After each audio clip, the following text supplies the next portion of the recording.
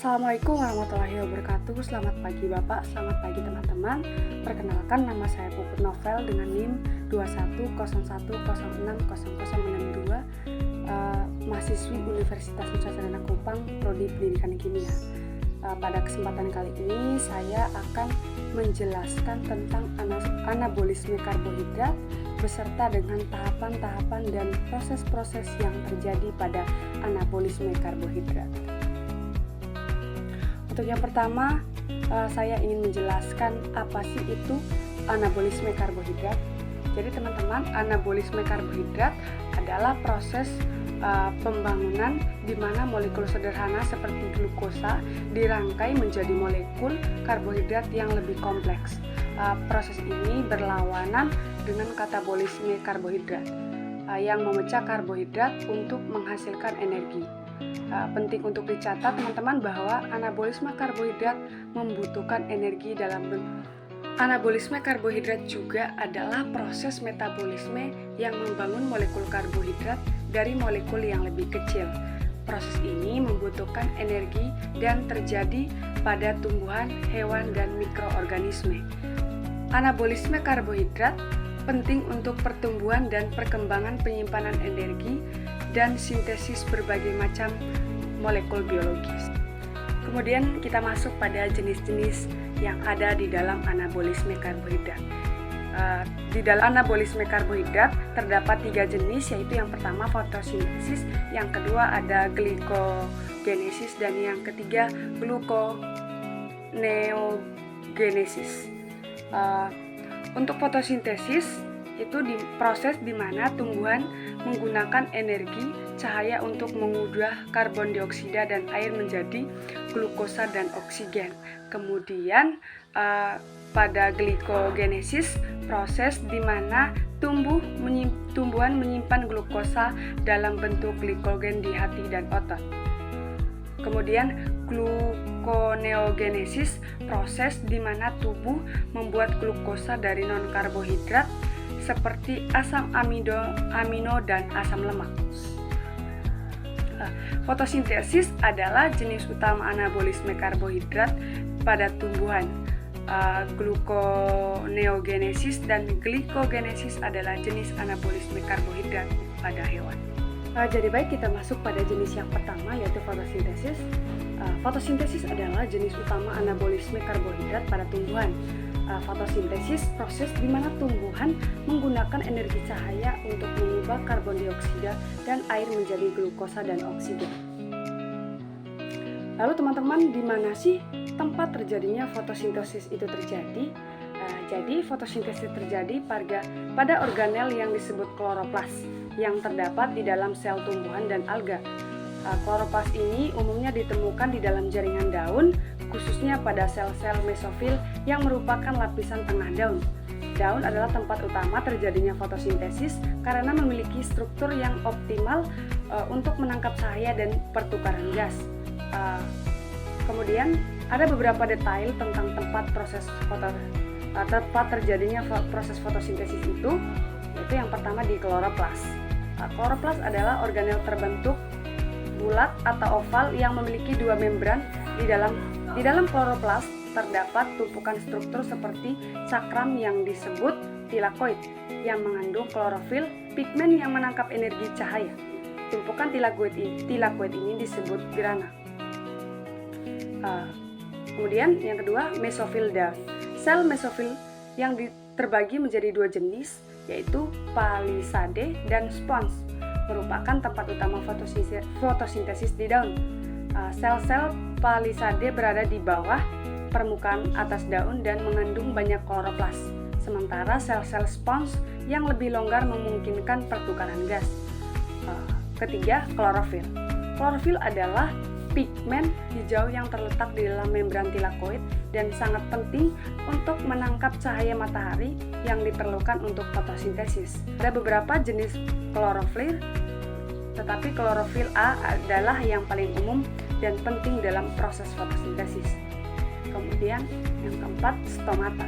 Stomata adalah pori-pori kecil yang terdapat di permukaan daun yang memungkinkan pertukaran gas.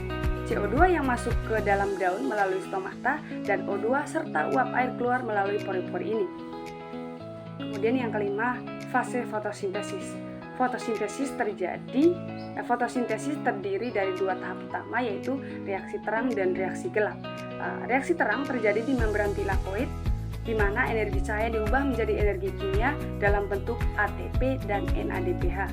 Kemudian siklus Kelvin atau reaksi gelap terjadi di stroma kloroplas, di mana ATP dan NADPH digunakan untuk mengubah CO2 menjadi glukosa melalui serangkaian reaksi kimia.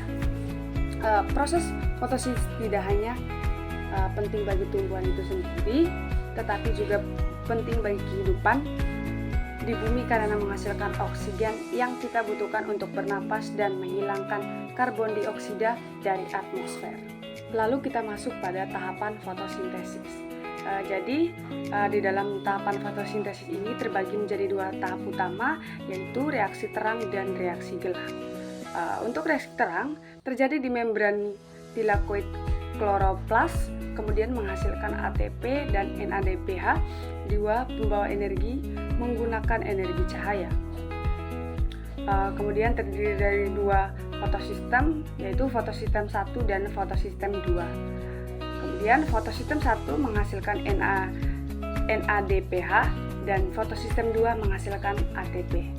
Untuk reaksi gelapnya terjadi di stroma kloroplas, kemudian menggunakan ATP dan NADPH dari reaksi terang untuk mengubah karbon dioksida menjadi glukosa dan terdiri dari siklus Kelvin.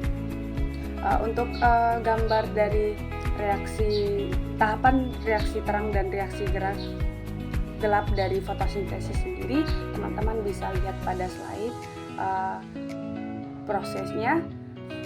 Jadi di reaksi terang itu prosesnya memerlukan cahaya, sedangkan di reaksi gelap dia tidak memerlukan cahaya.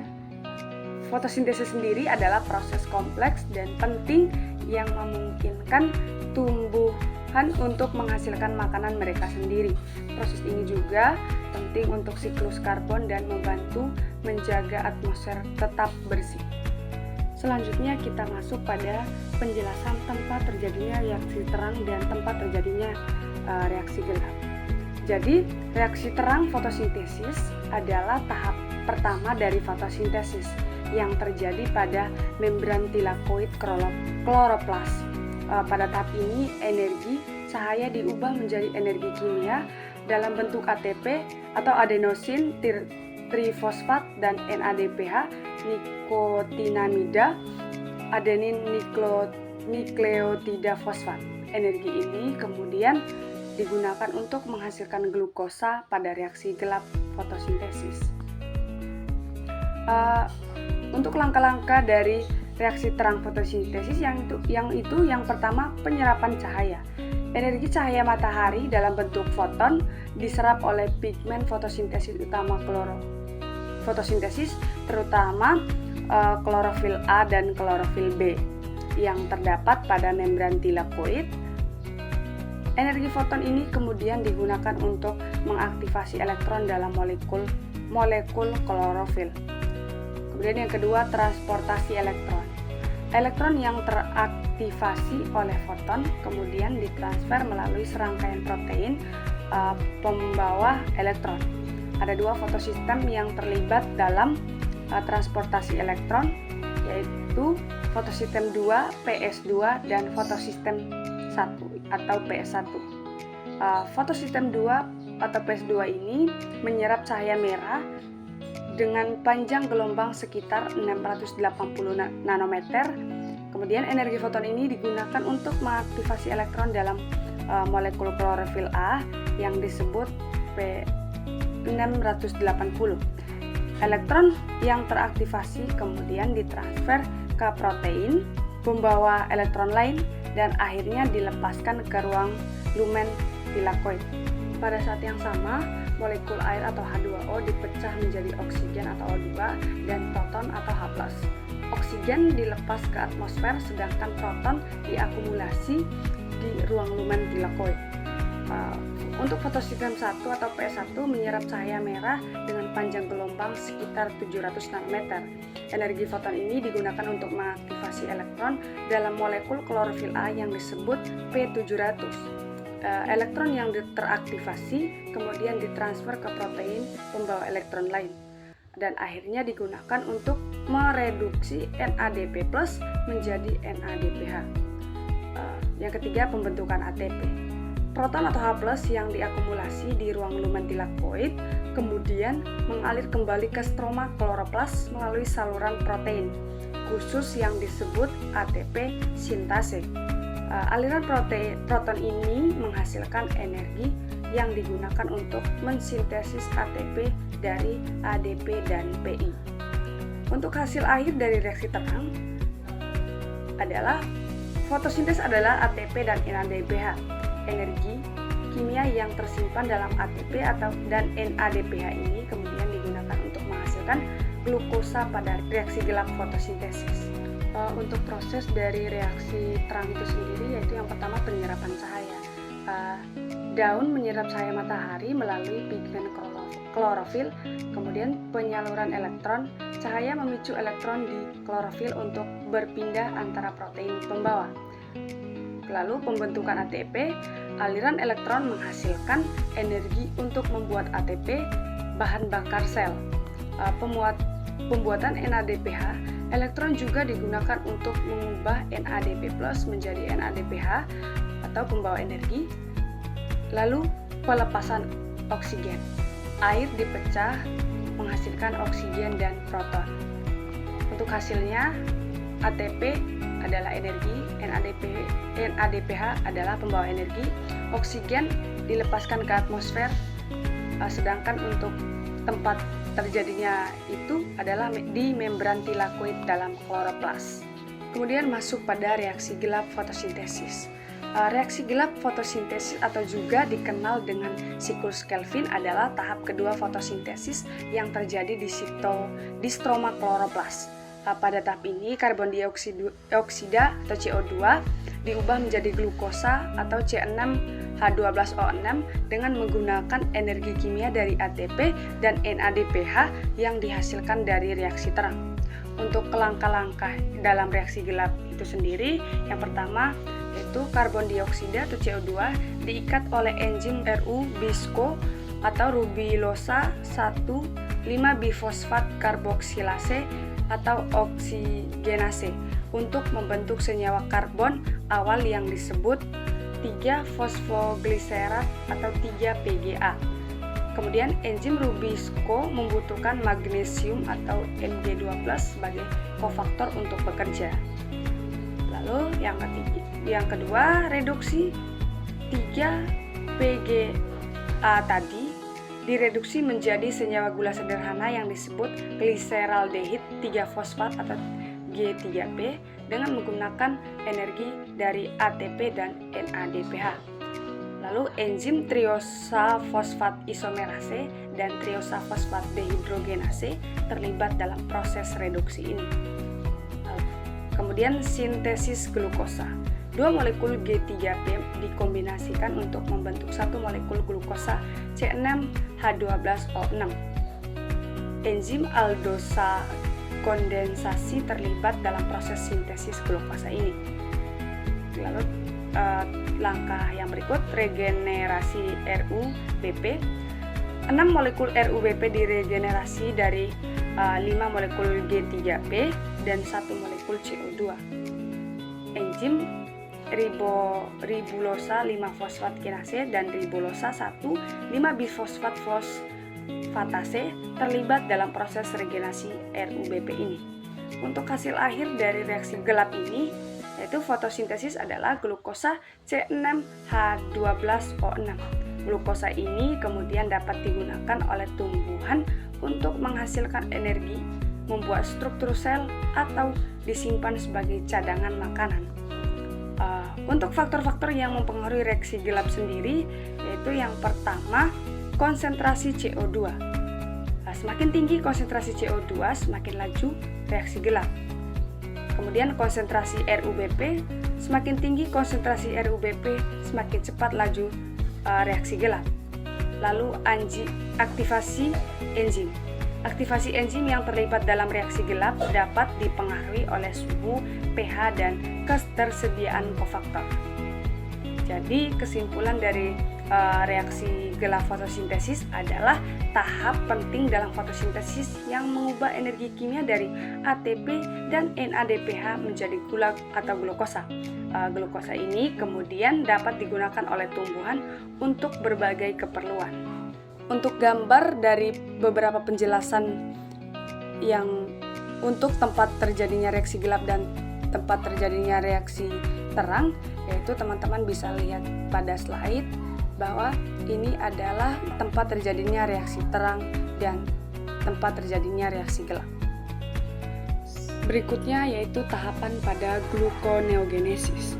Tahapan gluconeogenesis terjadi di hati dan ginjal. Kemudian proses ini dimulai dengan konversi asam amino atau asam lemak menjadi pirufat. Pirufat kemudian diubah menjadi malat yang diangkut ke mitokondria. Di mitokondria, malat diubah menjadi oksaloasetat yang kemudian diubah menjadi glukosa. Untuk tahapannya, tahapan yang pertama dekarboksilasi asam amino. Asam amino diubah menjadi pirufat melalui proses dekarboksilasi. Kemudian konversi asam lemak menjadi pirufat. Asam lemak diubah menjadi asetil CoA yang kemudian diubah menjadi pirufat. Kemudian pirufat diubah menjadi mualat melalui serangkaian reaksi enzimatik. Dan yang keempat, malat diangkut dari sitoplasma ke mitokondria melalui membran mitokondria bagian dalam. Dan kemudian konversi malat menjadi oksaloasetat. Malat diubah menjadi oksaloasetat melalui reaksi enzimatik. Kemudian oksaloasetat diubah menjadi glukosa melalui serangkaian reaksi enzimatik yang dikenal sebagai siklus Krebs terbalik. Glucogenesis ini penting untuk menjaga kadar gula darah yang stabil pada tubuh tidak makan. Proses ini juga penting untuk menyediakan energi bagi otak dan jaringan lain yang membutuhkan. Kemudian kita lanjut pada tahapan glikogenesis. Glikogenesis ini terjadi di hati dan otot. Kemudian proses ini dimulai dengan konversi glukosa menjadi glukosa 6-fosfat. Glukosa 6-fosfat kemudian diubah menjadi glikogen yang disimpan dalam rantai panjang molekul glukosa. Untuk tahapannya, yang pertama fosforilasi glukosa. Glukosa diubah menjadi glukosa 6-fosfat oleh enzim heksokinase. Kemudian isomerisasi glukosa 6-fosfat. Glukosa 6-fosfat diubah menjadi glukosa 1-fosfat oleh enzim fosfat isomerase. Kemudian glukosa 1-fosfat diubah menjadi uridin difosfat glukosa atau UDPG oleh enzim UDP glukosa pirofosfatase. Kemudian pembentukan rantai glikogen UDPG digunakan untuk menambahkan unit glukosa ke rantai. Baik, sekian presentasi dari saya. Apabila ada kesalahan mohon dimaafkan. Semoga penjelasan saya bermanfaat dan saya mengucapkan terima kasih dan selamat pagi.